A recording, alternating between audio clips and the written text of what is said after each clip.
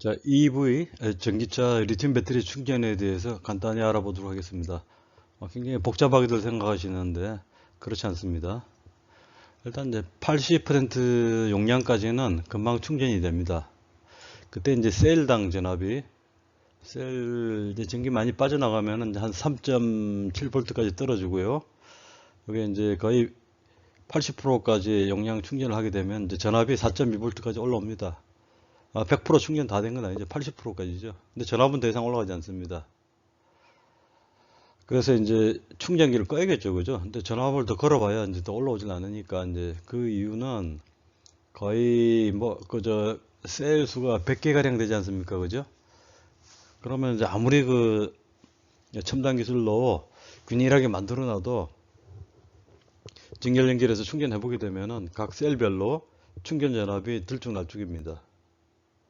그래서 이제 밸런싱이라고 하는 작업을 진행을 해야 되겠죠. 이거는 뭔가 하면은 이제 전압이 높은 놈에서 전하를 뽑아 가지고 전압이 낮은 쪽에 나눠주는 겁니다. 이거 시간 좀 걸립니다.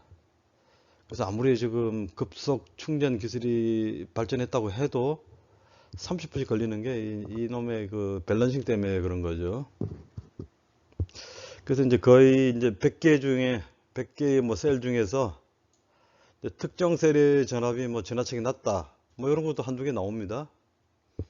그럴 때는 이제 이 밸런싱을 하고도 이제 이런 결과가 나오면은 다시 충전기를 한 번 더 온 해야 됩니다.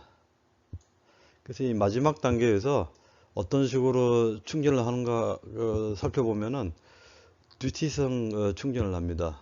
요거 이제 다음 슬라이드에서 그래프로 보시겠습니다. 이 온오프를 켰다 껐다 요거를 이제 반복을 합니다. 이게 이제 우리 전기 이론에서 보시면요, 어떤 일정 주파수로 온오프를 이제 하는 거죠. 해서 이제 n배 하모닉스까지 나옵니다. 주파수로 이제 보시게 되면, 즉 이 리튬 배터리 팩을 일종의 이제 그 RLC 그 회로로 보는 겁니다. 저항, 그 다음에 리액턴스는 주로 이제 코일하고 연관이 되죠. 그 다음에 C는 이제 컨덴서가 되겠습니다. 이 RLC 회로에서는 그 저항 값을 우리가 이제 이 임피던스라고 하죠. 임피던스.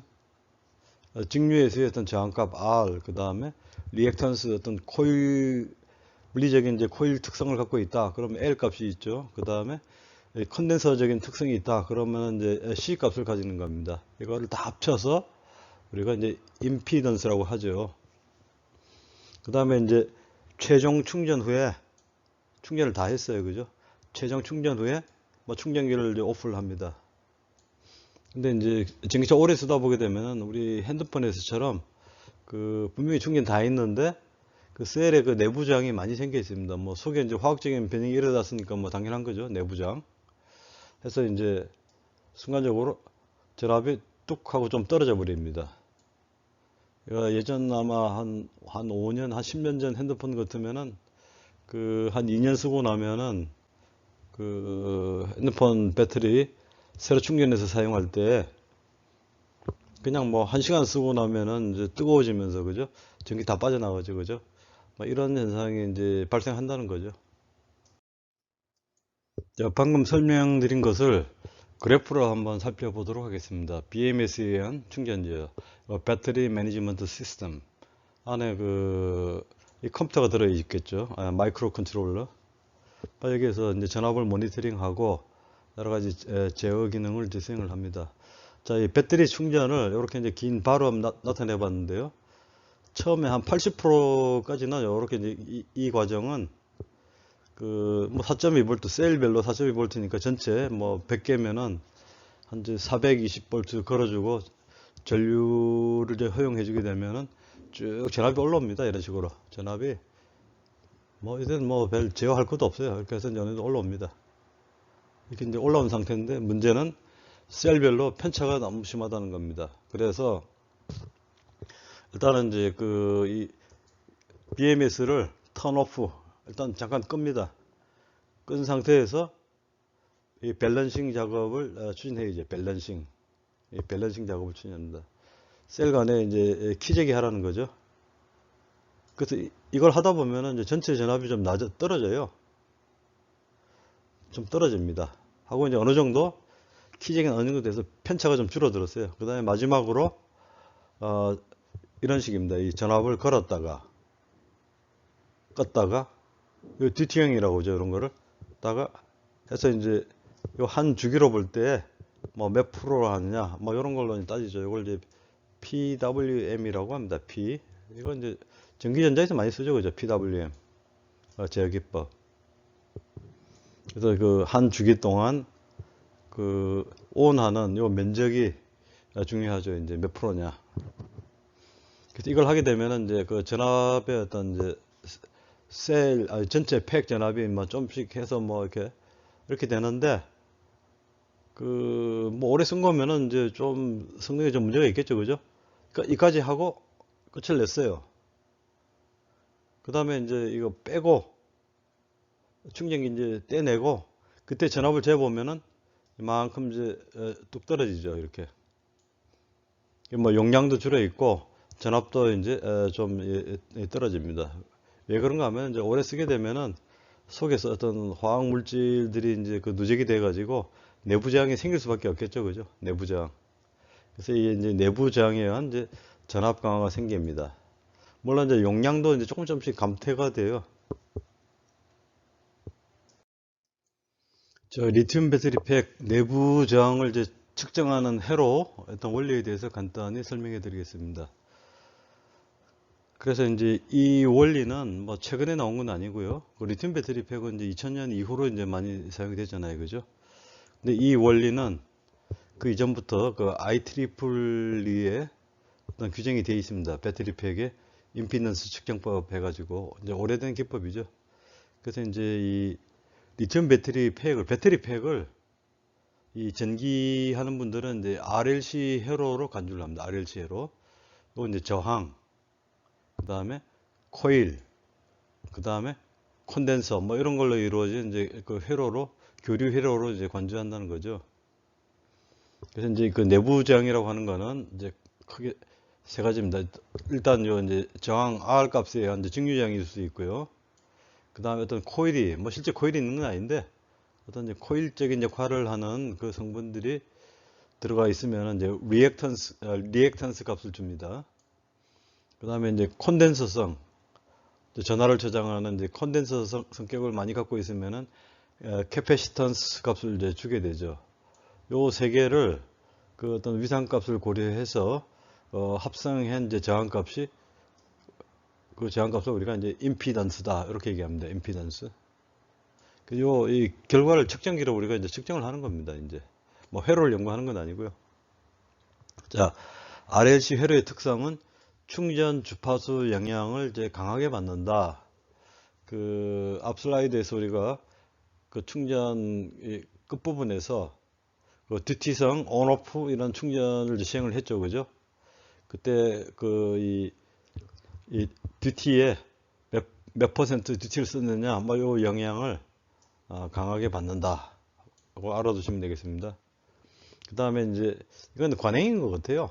요 밑에 이제 그림이 있는데 저거 이제 한 20년도 더 된 그 배터리 책에서 가져온 자료인데 그때도 보면 1kHz 신호파를 쓰고 그 다음에 요 다음 슬라이드에 소개시켜 드릴 그 요즘 쓰는 그 저기 이제 배터리 메타에서도 여전히 이제 1kHz 신호파를 씁니다. 이거는 이제 결국 그 IEEE 기술 규정에 이제 이렇게 들어 있는 거예요.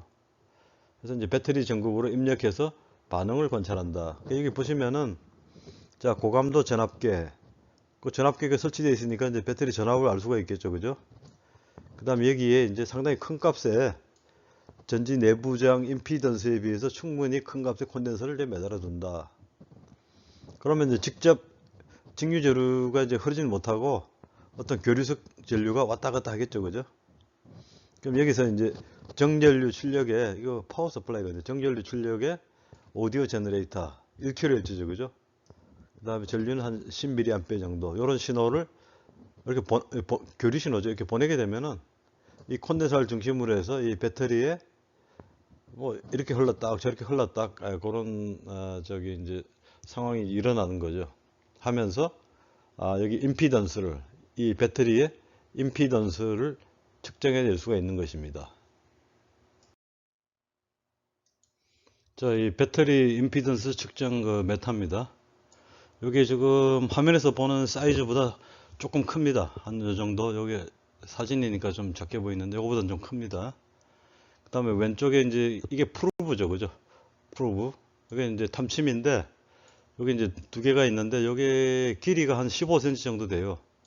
하고 이제 이 측정을 하고 있는데 그냥 되는 게 아니고 위에서 강하게 눌러야 됩니다. 이 속에 스프링이 들어있어요. 스프링이 들어있어 가지고 세게 눌러야 이제 전기 접촉이 좋아지겠죠, 그죠? 그때 보면 여기 이제 지금 값이 나오죠, 그죠? 0.932 뭐 미리옴 이렇게 값이 나옵니다. 이게 이제 직류 저항이 아니고 임피던스 저항이 되겠습니다. 그래서 이게 이제 지금 영상은 지금 2022년이지만은 실제 제가 이제 쓴 시기가 2010년경이에요. 2009년인가 10년에 그때 이제 그 교육기자재로 사가지고 요걸 이제 사용을 하고 그 다음에 이제 그 골프차 업체 중소기업에 빌려주기도 했던 기억이 납니다. 그때 당시 가격이 한 300만 원 정도였어요. 아마 지금 또 아마 똑같은 이 저기 배터리 메탈을 파는데 그때 한 500 내지 600 뭐 요즘처럼 인플레 심하면은 뭐 글쎄 곧 아마 돈 1000만 원 갈지도 모르겠습니다. 그 내부 전원은 이제 리튬 배터리를 씁니다. 충전이죠. 한 10년 됐는데도 멀쩡하게 이제 작동을 하는 게 뭐 잘 만든 것 같아요. 그때 당시 이 측정기에서 이름이 IBEX였어요. IBEX. BEX. 아마 지금도 아마 있을 겁니다. 지금 뭐 좀 더 발전했으니까 여러 가지 그 요즘 그 데이터 센터용 뭐 이런 그 시스템 뭐 그런 것들 사업을 하겠죠. 근데 이제 리튬 배터리 작업하시려면 필수적입니다. 그 다음에 이제 이 고장난 배터리가 있으면은 그 임피던스 값을 재보면은 좀 큰 값이 나오거든요. 그래서 이제 그 사용하던 그 배터리 시스템에서 하나씩 꺼내 가지고 측정을 이제 해보시면은 수명이 됐다 안 됐다 이제 판정을 할 수가 이제 있습니다. 자, 이 배터리 셀의 내부장 그 변화 요인들을 요약해 보도록 하겠습니다. 그래서 첫 번째는 극판 고유의 전기 화학적 저항값이 발생한다. 이거 이제 덴드라이트라고 뭐 여러 가지 화학 변화에서 이제 복잡한 그 안 좋은 이런 그 화학물질들이 발생을 합니다. 저항값이 상당히 변하겠죠. 그 다음에 극판간 이거 저기 이제 우리가 그 배터리에서 그 플러스 마이너스 극까지 정기적으로 연결해야 되겠죠, 그죠? 그런 접합점에 대한 이제 어떤 접촉 저항이 이제 있을 수가 있고, 그 다음에 세 번째로는 이제 전해액의 이온 전도성 저항값. 이 화학물질이죠, 그죠? 화학물질입니다. 그 어떤 건가 하면은 이제 저거죠, 이제 톨루엔성 또는 벤젠성 뭐 이런 물질에 여러 가지 그 녹아 있어요, 뭐 리튬 계열 그 저기 화학물질들이.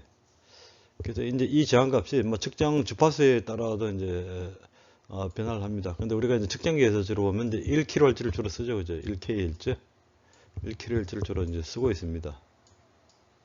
어쨌든 이제 이 전해질도 오래 사용하게 되면은 어떤 물성이 이제 변한다는 거죠. 그 다음 이제 오래 사용에 따라서 이 전해질이 화학 구성이 이제 변화합니다. 뭐 증발하거나 또는 이제 어떤 이제 이 고분자 같으면 쪼개지겠죠, 그죠? 해서 이제 밖으로 새 나가기도 하고, 그 다음에 이제 누출, 새기도 하겠죠, 이제. 그 다음에 이제 외부에 나와서는 이제 전극들이 있으면은 이제 이 버스바라고 하죠, 그죠? 버스바, 이 구리판이 아니고 이제 뭐 백금에다가 뭐 여러 가지 니켈에다 여러 가지 해서 이제 전기 전도성을 굉장히 그 좋게 한 그런 이제 금속입니다. 요걸로 해서 이제 그 연결을 하죠. 열이 적게 나겠죠, 이제 큰 전류 오를 때. 그 안에 이제 어떤 결합 볼트에 의한 일종의 또 접촉 저항, 뭐 이런 것도 오래 쓰게 되면은 뭔가 이제 이물질이 끼기 때문에 이제 무시 못 합니다. 이런 것들을 아마 참조하시고, 그 다음에 이제 이 다음 영상에서는 왜 그 전기차용 그 차량용 배터리가 뭐 생산 단계라든가 또는 뭐 새로 사지 얼마 되지도 않았는데 그 화재가 나는 그 원인에 대해서 간단히 살펴보는 영상을 올리도록 하겠습니다.